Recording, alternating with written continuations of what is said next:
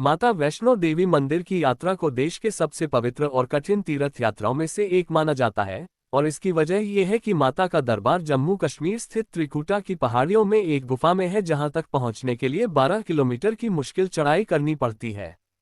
त्रिकुटा की पहाड़ियों पर स्थित एक गुफा में माता वैष्णो देवी की स्वयंभू 3 मूर्तियां हैं। देवी काली दाएं, सरस्वती बाएं और लक्ष्मी मध्य पिंडी के रूप में गुफा में विराजित हैं।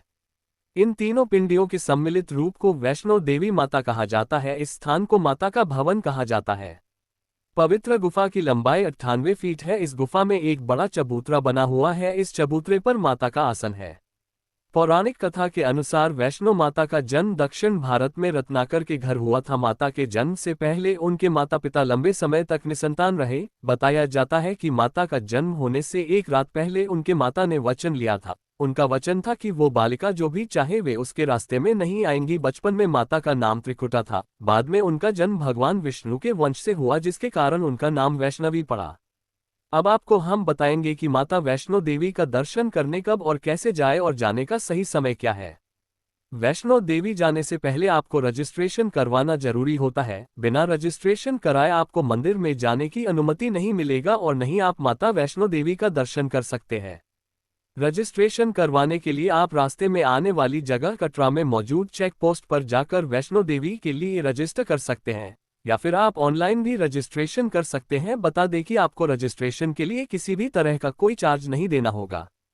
कब जाएं वैष्णो देवी? वैसे तो वैष्णो देवी की यात्रा पूरे साल खुली रहती है और यहां कभी भी जा सकते हैं, लेकिन गर्मियों में मई से जून और नवरात्रि मार्च से अप्रैल और सितंबर से अक्टूबर के बीच पीक सीजन होने की वजह से श्रद्धालुओं की जबरदस्त भीड़ देखने को मिलती है।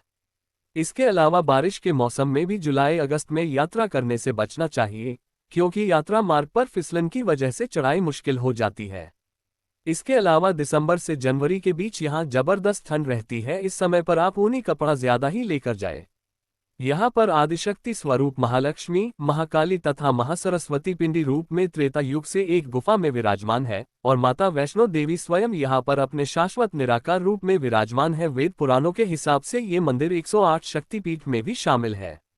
यहाँ पर लोग 14 किलोमीटर की चढ़ाई करके भवन तक पहुँचते हैं। घोड़ा, पिठा, पालकी, हेलीकॉप्टर, ट्राम, रोपवे जैसी अनेक सुविधाएं यहाँ पर उपलब्ध है। यहाँ पर पहुँचने के लिए मुख्य 2 साधन है, रेलवे और रोडवे, जिसमें से ज्यादातर लोग रेलवे अर्थात ट्रेन से आना पसंद करते हैं। यहाँ का रेलवे स्टेशन श्री माता वैष्णो देवी कटरा पूरे भारत से जुड़ा हुआ है। ये भारत के सबसे अधिक देखे जाने वाले तीर्थ स्थलों में से एक है। हर साल लाखों श्रद्धालु मंदिर में दर्शन के लिए आते हैं।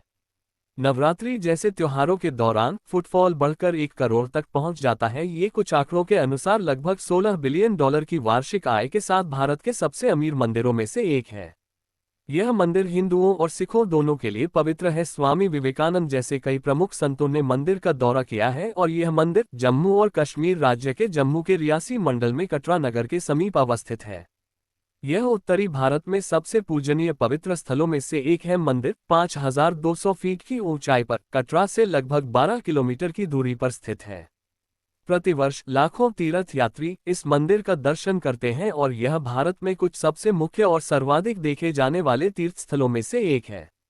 इस मंदिर की देख रेख श्री माता वैष्णो देवी तीर्थ मंडल नामक न्यास द्वारा की जाती है। माता वैष्णो देवी के प्रेरी भगवान शंकर के अवतार हनुमान जी हैं, और हनुमान जी के साथ भगवान शिव के ही अवतार भैरव बाबा भी हैं।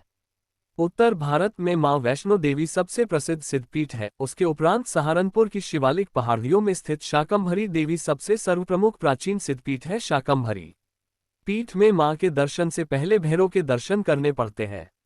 मान्यतानुसार जिस स्थान पर मां वैष्णो देवी ने भैरवनाथ का वध किया वह स्थान भवन के नाम से प्रसिद्ध है। इस स्थान पर देवी महाकाली दाएं, महासरस्वती बाएं और महालक्ष्मी देवी मध्य पिंडी के रूप में गुफा में विराजित है। इन तीनों पिंडियों के इस सम्मिलित रूप को वैष्णो देवी का रूप कहा जाता है।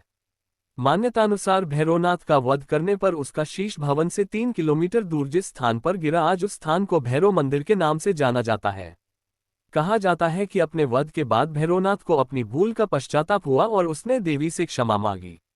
मान्यतानुसार वैष्णो देवी ने भैरवनाथ को वरदान देते हुए कहा था कि मेरे दर्शन तब तक पूरे नहीं माने जाएंगे जब तक कोई भक्त मेरे बाद तुम्हारे दर्शन नहीं करेगा। भैरव बाबा का यह मंदिर वैष्णो देवी मंदिर से 3 किलोमीटर की दूरी पर स्थित है।